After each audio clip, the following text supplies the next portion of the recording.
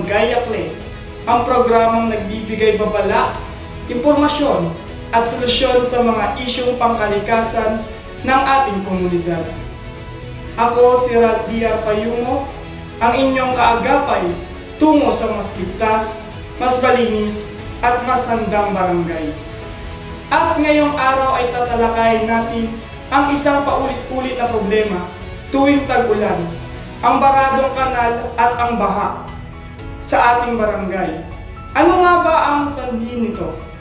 Paano ito maiiwasan? At ano ang pwedeng gawin ng bawat residente?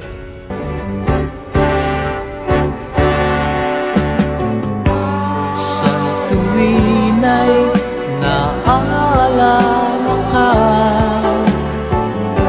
sa pangarap laging kasama ka. Ikaw ang alaala sa aking pag-iisa. Wala nang ibigin pang iba.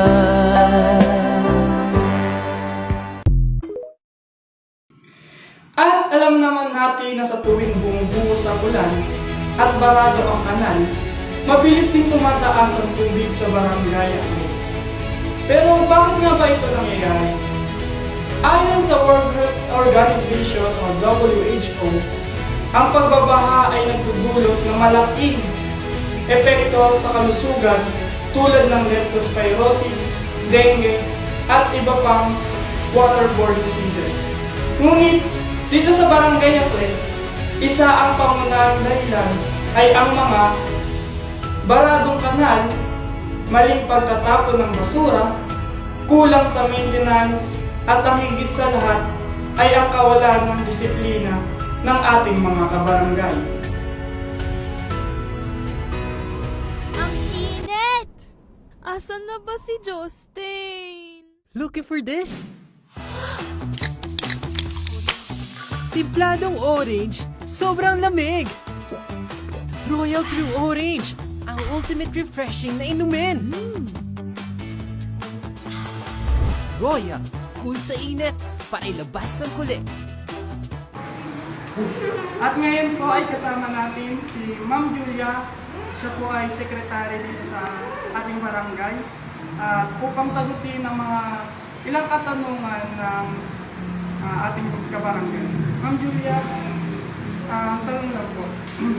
Sa tingin niyo po, ano ang dahilan kung bakit bumaba or kahit alang ulan, may baha po sa ating barangay lalo na kung papuntang Talipapa? Mga baratang kanal, mga hindi maayos sa sistema ng mga siwa mula sa households at kanilang mga basura. Kasi sa dahilan kasi yung basura nila, nahayaan nila na nakakalat, walang proper na mga lagayan. So, ang nangyayari, napupunta sa lansangan, kung saan yung mga kanal, kahit walang ulan, may tubig,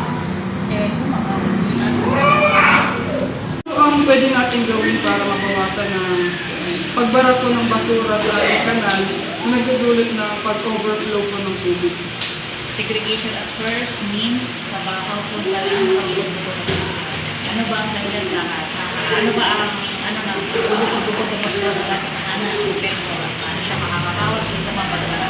Siyempre, pag nakasegregate yung basura mula sa kahanan, yung ihahaw yung mga kakalat na basura sa lansangan ay hindi ko nakarami. Madaling hakutin ng barangay. And then proper implementation of solid waste management from the barangay. Meron na tayong ordinance dyan, kaso lang for implementation kasi hindi nakasegregate ang mga basura mula sa household. So, kapag hinakot natin yung basura, hindi kaya na isang biyahe kasi buntungan dahil hindi nakapukol. Ngayon, kapag hindi siya nakakot, nakalat siya sa lansangan. Kaya sa siguro dyan is i-maintain yung schedule ng paghahakot ng basura. Sinabing Monday sa purong ito, Monday. At dapat sunod siya para maiwasan yung mga nakakalat na basura sa lansangan. Maiwasan yung May mga existing project po ba tayo dito sa barangay and policy po na sinusunod para mapatupad po yung tamang pagtapon ng basura? Okay. Solid waste management, pero may ordinance 2017 pa yan. Barangay Ordinance +4/2017 na dito pinapatupad na tungkol is kung segregate ng basura mula sa bahayan at kung hindi na segregate ng basura, naman yung hinahanap para matuto mag-segregate yung mga nasa community. And then meron tayong clean up drive weekly yan. Weekly po. Yes. So, schedule yan. Lahat ng sitio ng ACLEC, may mga naka-assign na mga barangay, volunteer and official na nililinis. May nakatuwa dyan every week. Yes. Meron din tayong tinatawag na palit basura program para maingganyo silang mag-segregate sa household. Yun po yung nasa may bandang luwasan na po. Yes. Ano po yun? Iba ba yun? Yung segregation at ano na yun, yung palit basura program. Sa community, kapag nakaipon ka ng 1 kilong basura, 1 kilong bigas. So, motivation yun para mabawasan yung mga basura na nakadahilan kung namin magkaroon ng vlogging sa ating mga kanal. Sumunod, inactive natin yung ating MRF. Meron tayong eco-bricks. Magawa tayo ng eco-bricks. Itong eco-bricks na to ay nilalagyan ko ng mga basura. Meron tayong sariling machine na inis-rate natin yung mga machine na plastic, yung makicherya, sinahalo natin semento, eco-bricks. So, ginagamit natin siya para ma-recycle yung mga basura na nakukuha natin sa community. Din nakukuha natin sa palit basura program. Okay? 1 kilong bigas, 1 kilong basura ng mga plastic, yung mga nare-recyclo. Then, yung mga nakukuha natin ng mga basura na yun, ginagamit natin, hinahalo natin sa paggawa ng hollow plastic, eco-bricks. And then, meron din tayong tinatawag na Project Wow o Wealth on Waste na kung saan ay kasama natin dito si Eagle Cement. Yung mga basura, hindi lang naman dito sa community, yung mga household na may basura. Meron tayong mga plasta. So, meron din silang basura. Itong basura na ibinibigay nila sa akin, ito yung mga napapakinabangan pa kagaya ng conveyor, na hindi na nila nagagamit, mga paleta, yung mga drum na pinaglalagyan ng mga chemical. Ang ginawa nila, meron tayong NGO sa barangay, ng mga kababaihan. Grupo ito ng mga kababaihan, tinatawag natin ang ACLE Women's League Association. Sila yung beneficiary na grupo na nakarehistro sa DOLE na yung mga basura na yun mula kay nagpa-planta, ibibigay nila sa kababaihan, si kababaihan, lilinisin nila, ibibenta din nila. So, itong basura nila na tinatapon, napakinabangan ng mga grupo, na ibenta at naging para at naging punta ngayon sa kanilang samahan. At yung punta rin, ginagamit nila sa paggawa ng mga library. So, nagawa sila ng mga nakita ng mga kababaihan. Yung tawag nila dito sa Wealth on Waste. So, yun yung mga activity namin na ginagawa namin dito sa barangay para makatulong, para Mabawasan na rin yung mga and then yung step implementation namin pagkakaroon. maayos. Sa palagay ninyo, bakit hindi naipapatupad ng maayos ang mga umiiral na polisiya sa lokal na pamahalaan tungkol sa barangay, drainage at pagbaha? At paano ninyo sa tingin ninyo po na mahihikayat ang mga residente na sumunod para may patupad ng buo yung ating polisiya? Ano dahilan kung bakit hindrance ba yun na hindi ba ma-implement? Kung ano yung pwede rin gawin para may patupad to, gano'n ba? Isa sa reason kung bakit hindi natin ma-implement na maayos sa kabila ng may ordinansa is yung hindi natin na-apprehend yung mga violator na talaga kasi barangay I'm apprehend is ibig sabihin na paparusahan paano yung nakalagay sa ordinansa, diba? So yung iba parang okay lang yan, ordinance lang Parang baliwala, ano? Okay. And then yung iba, kulangan sa disiplina talaga. Hindi lang naman dito sa barangay natin, sa Pilipinas ang problema yan. Walang pagbabago, nakikita na nila na nag-i-epekto sa basura, pero sila sabi lang, may problema na ganito, pero hindi naman ginagawa na pang mismo sa sarili. So si barangay, ang ginagawa namin, declaring, yung nga weekly clean up drive namin. Yun yung ginagawa namin paraan kasi hindi namin maano itong mga hindi talaga gumagawa ng pagbabago. Kumbaga sa sarili sila, mga pasaway, kulang sa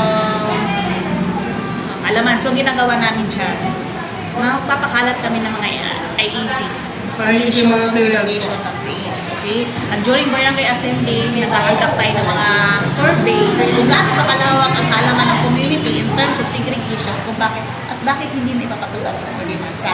Isa yun, sa IEC. And then yung paghihikayat na gaya ng palit basura program para mainggan nyo sila. Actually, hindi lang tayo meron yan, ang bayan meron din. Maliban kay barangay. Para sa mga hirap sa buhay. O 1 kilong bigas, 1 kilong mga baso. Baka isa yun sa maging posibleng motivasyon ng bawat isa na makipag-ano dun sa Makipag-cooperate. doon sa ordinansa. And din itong ating mga establishment ko, kapag nagre-renew sila ng business clearance, nire-require namin dyan dapat meron basura, mga trash bins na nakabukod-bukod sa harap ng kanilang tindahan. Para yung polisiya, ma-implement namin. Isa yun sa mga paraan namin na ginagawa. During ninyo ng business clearance, pag walang segregation, walang mga trash bin, walang ganun ng policy natin sa mga business industry na nandito sa atin. May mga org po ba tayo na nakakatulong upang mabawasan yung mga katulad po ng paglilinis, mga pagdiktit up, drive, like, Mga civil organization ang tumutulong para ay pagpapatid ito sa waste management ng programa. Yun ang tinutulong. Actually, marami. Si Taogama, tumutulong sila sa kita. Okay? Sa mga meeting, ang committee kasi ng solid waste management na may meeting every quarter. Basta sumasama sila. Hindi lang yung Taogama, yung may Dialga Force, yung buong sanggunian, itong school, partner natin sila sa committee ng solid waste management.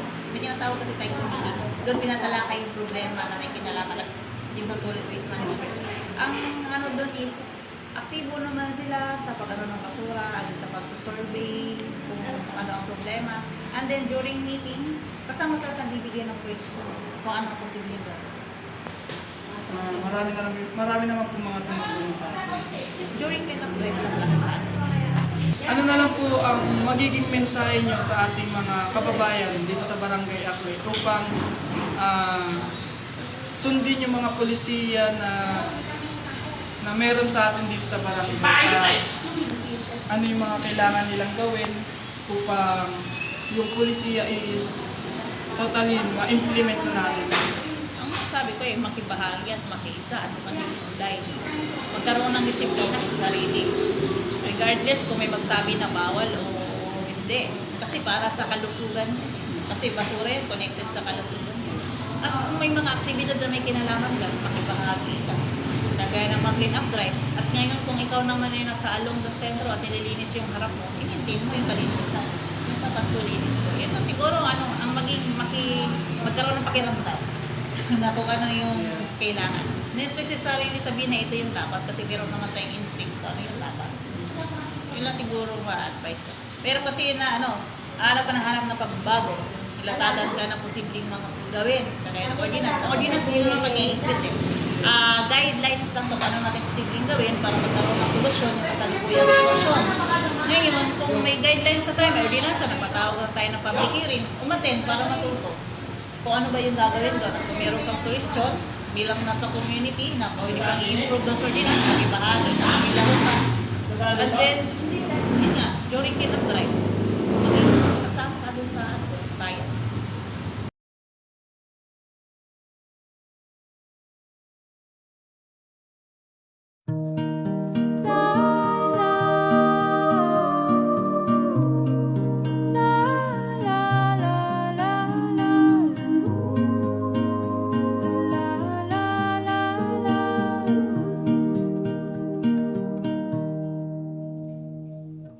Katahakbang sa lupa'y para akong inaalon at nalulunod sa batikos ng mundo sa kung ano lamang ang kaya ko.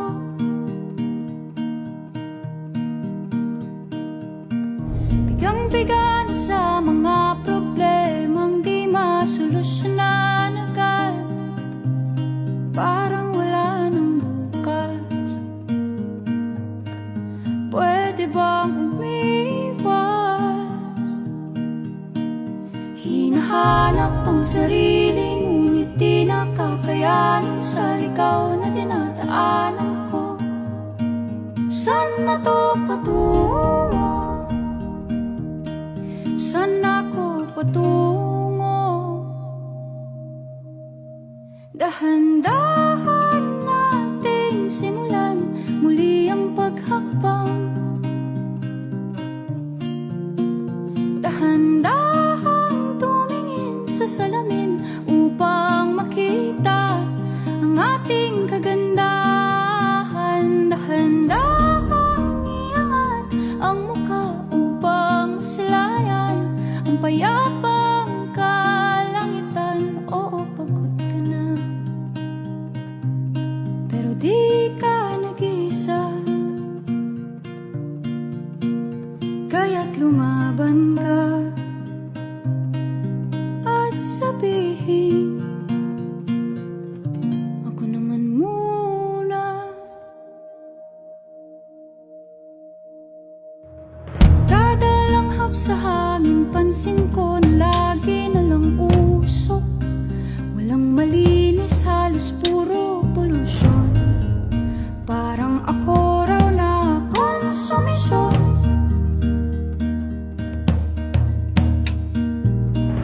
Gulong-gulo ang isip, san ba lulugar kapag nagkamali?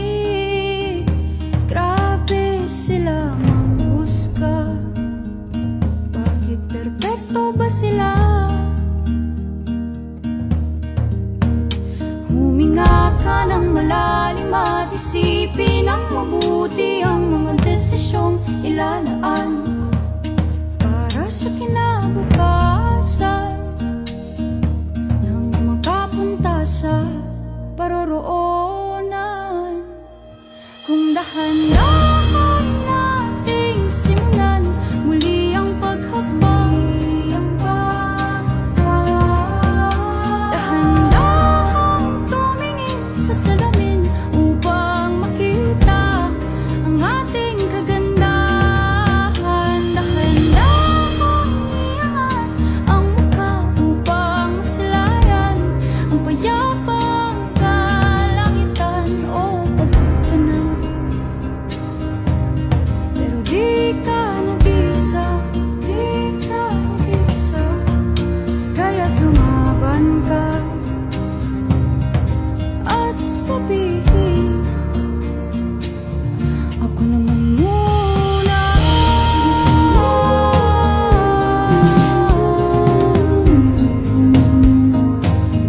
Ako naman muna.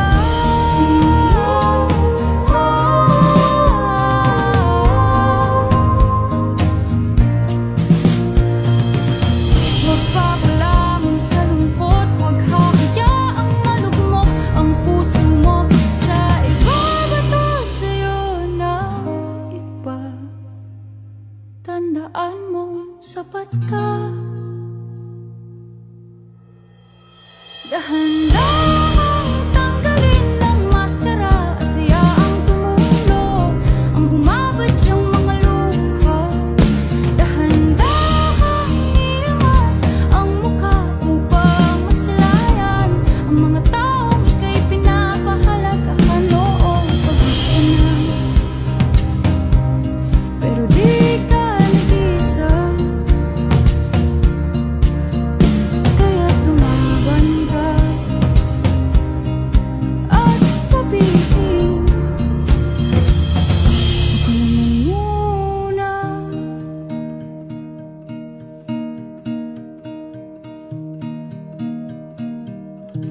Ako naman muna.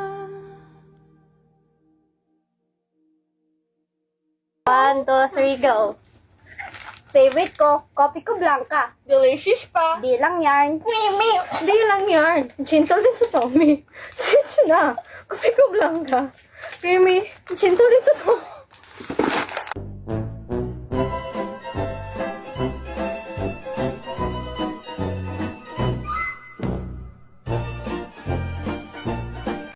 Mga kabarangay, narito ang mga simpleng hakbang na pwede nating simulan ngayon din. Una, itapon ang mga basura sa tamang basurahan. Pangalawa, sumali sa monthly cleanup drive ng ating barangay. Pangatlo, i-report ang mga baradong kanal sa ating barangay. At pang-apat, gumamit ng mga reusable bags para mabawasan ang mga basura. Iyan ang mga hakbang na maaaring makatulong sa atin dahil may kasabihan tayo, isang barangay, isang layunin, isang pagkilos. At dito nagtatapos ang ating programa sa aksyon sa Barangay Aklan. Laging tatandaan, ang kalinisan na hindi lang responsibilidad. Ito ay pagkakaisa para sa mas ligtas at mas malinis na Barangay Aklan. Tayo ay magtutulong-tulungan. Ako muli si Randy R. Payungo at ito ang Aksyon sa Barangay Aklan, ang programang naglilingkod sa bayan.